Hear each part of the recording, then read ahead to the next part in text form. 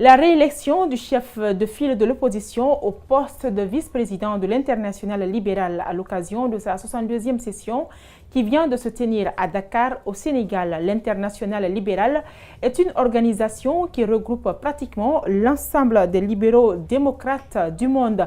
Comment cette réélection a été accueillie ce samedi à l'Assemblée générale de l'Union des forces démocratiques de Guinée?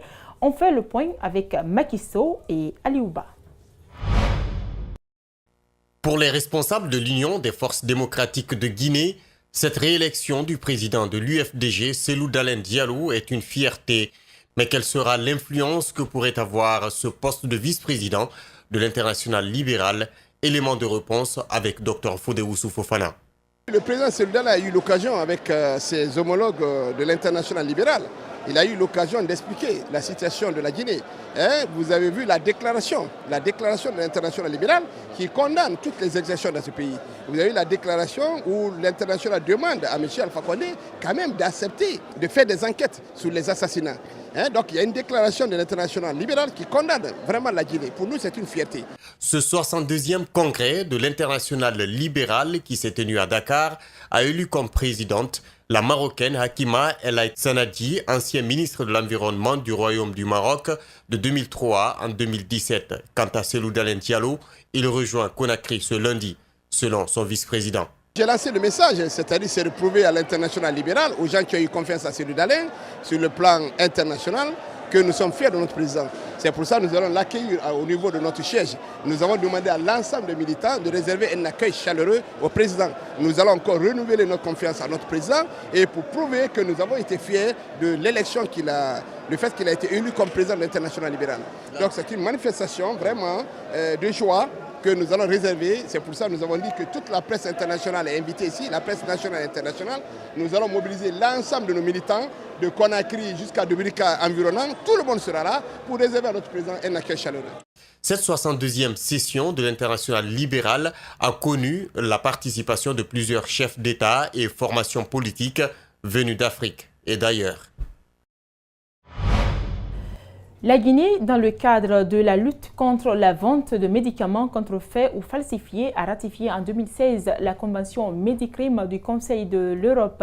C'est justement en application des dispositions de cette convention qu'une brigade de répression a été mise en place par le haut commandement de la Gendarmerie nationale auprès du ministère de la Santé.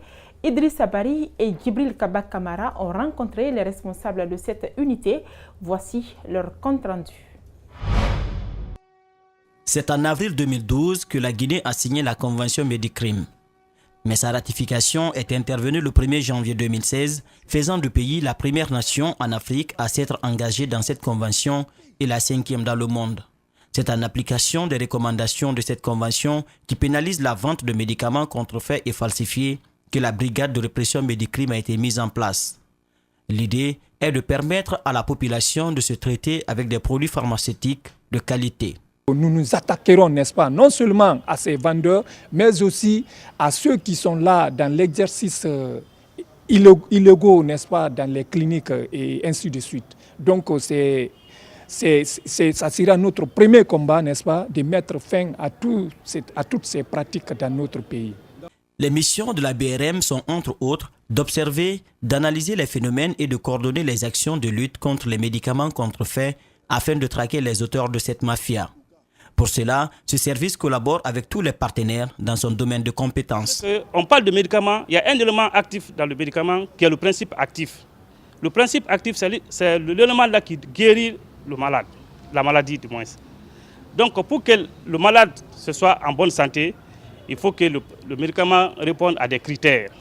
La Guinée est aujourd'hui une plaque tournante de la vente illicite de faux médicaments.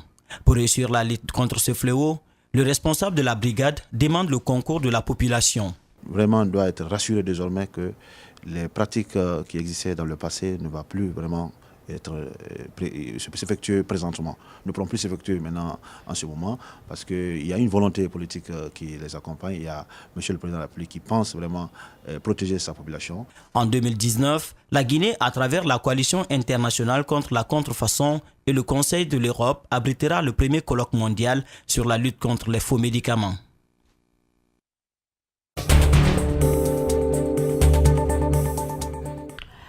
En interactualité, l'Arc de Triomphe plongé sous un nuage de lacrymogènes au milieu des jets de projectiles. À Paris, des centaines de gilets jaunes étaient aux prises samedi avec les forces de l'ordre. Difficile pour les canaliser. Suivez ces images.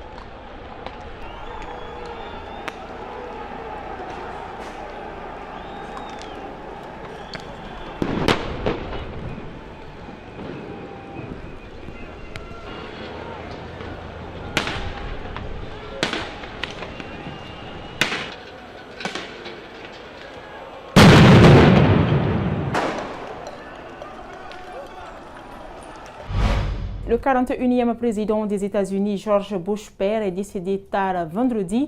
Après 94 remarquables années, a annoncé son fils, l'ancien président George Walker Bush, dans un message sur Twitter publié par un porte-parole. Suivez.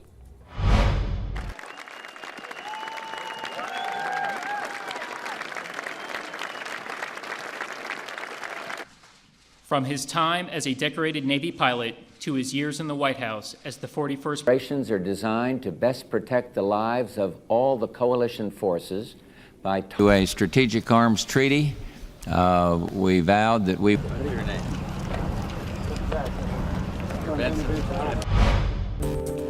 Voilà qui met fin à cette édition d'information sur Espace TV. Merci à la rédaction et aux équipes techniques. Nos programmes continuent sur la télé d'une autre planète.